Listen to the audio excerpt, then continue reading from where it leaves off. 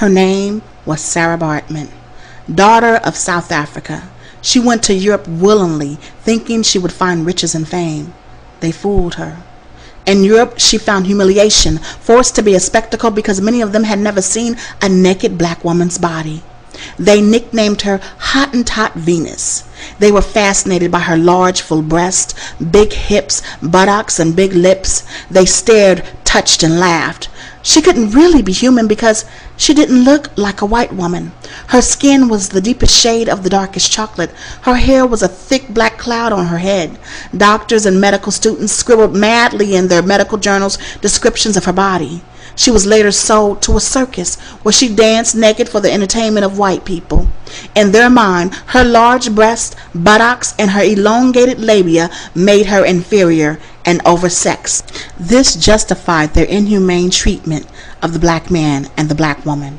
No longer wanted in the circus, she became a prostitute and later died from loneliness, shame, and disease. She had been in Europe for only 5 years and was only 25 when she died. But her story doesn't end there. Even in death, she wasn't allowed dignity. Europeans were fascinated and obsessed with Sara Baartman. When she died, they cut out her vagina, her brain, her skeleton, preserved them in jars, and placed them all on display along with a plaster of her actual body.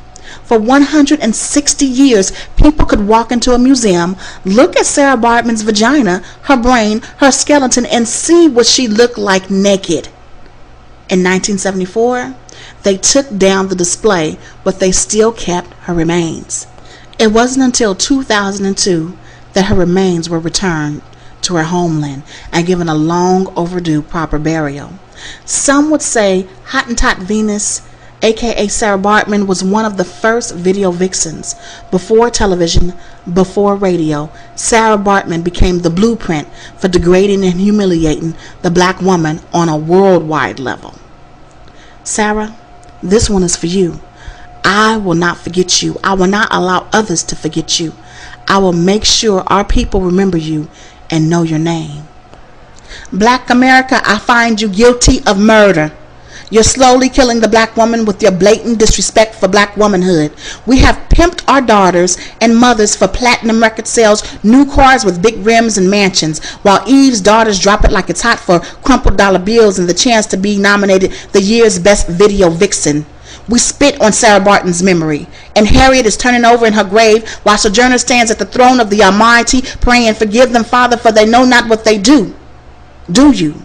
Do you understand what you have done, what you are doing? How many black women came before you and played the maid and prostitute so you wouldn't have to? How many of us have turned down roles because we valued how the world viewed black women? But not today's daughters. For a few dollars, they feed into America's jungle bunny fantasy, shaking their fangs half naked with a smile upon their faces, but their eyes say, save me from myself, and where is black America?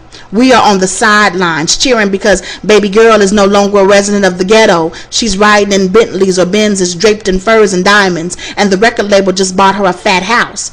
But have we forgotten?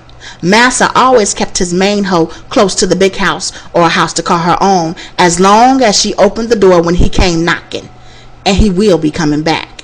It's so sad. Back then we were forced to degrade ourselves to the level of being some man's whore. Today, we willingly degrade ourselves. The black woman has become America's #1 whore. We fought that label for so many years, but here our daughters came along and solidified the deal. But many of us sold our daughters to them. We sold them for houses with jacuzzi-sized bathtubs and the chance to say, "That's my baby on TV." Have we no shame? No guilt? We can't blame the white man for this one. In concert stadiums all over the world, our black men proclaim to the world that his women are bitches and hoes.